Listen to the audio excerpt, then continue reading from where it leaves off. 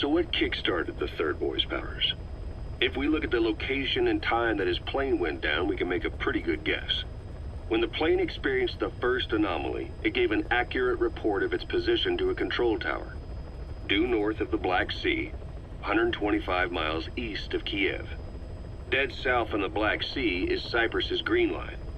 So the plane's position was directly north of the hospital where you'd been asleep for 9 years. And this anomaly was reported at exactly the same time that you woke up. The plane was enveloped in flame from the inside out. The fuselage burnt to ashes. There were no survivors, at least not publicly admitted. Your thoughts formed a synchronicity with the boy's psyche and were amplified inside his brain. That would have been more than enough to trigger his abilities. Your rage was like a big bang in his head, blowing the lid off his powers. The boy was then secretly moved to the lab outside of Moscow where Volgin was comatose. There, Volgin's thoughts resonated with the boy and he was awakened. Volgin became the man on fire, hell-bent on getting revenge on you. His instincts led him straight to you. Skullface knew Volgin from Operation Snake Eater, or perhaps from even before. Monitoring this pair of extraordinaries, he discovered the hospital and sent his assassin and XOF. Skullface was probably watching the situation from close by. Then, realizing how useful these two test subjects could be, he approached them. Reacting to Skullface's thirst for revenge, this time the boy let Skullface's will control Volgin. Volgin, at times driven by personal revenge, at times through Skullface's will, kept on moving, though his body was little more than dead meat. Perhaps there were moments where even your thoughts affected him as well. But without the boy's power, it was like the plug had been pulled from the socket. Everything was powered by anger, malice, revenge.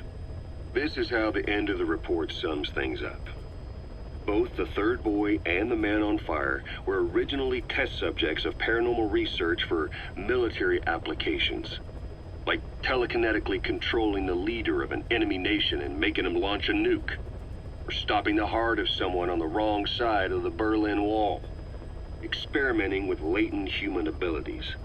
They were used as tools of the Cold War. The boy's only crime was being born with unique gifts. But he was sacrificed on the altar of war. His life reduced to slavery under other people's wills.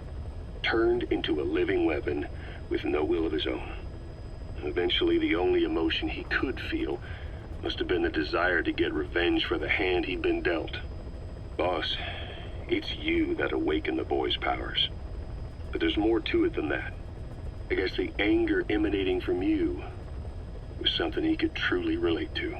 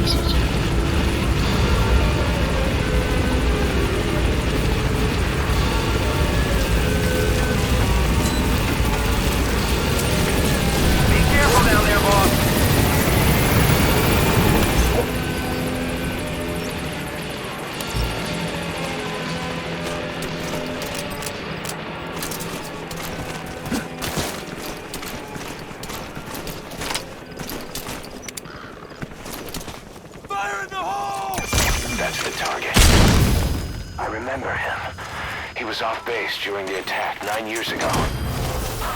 Bring him home, boss. Side ops, please. Landing zone confirmed. Roger. Extraction arrived at Mother Base.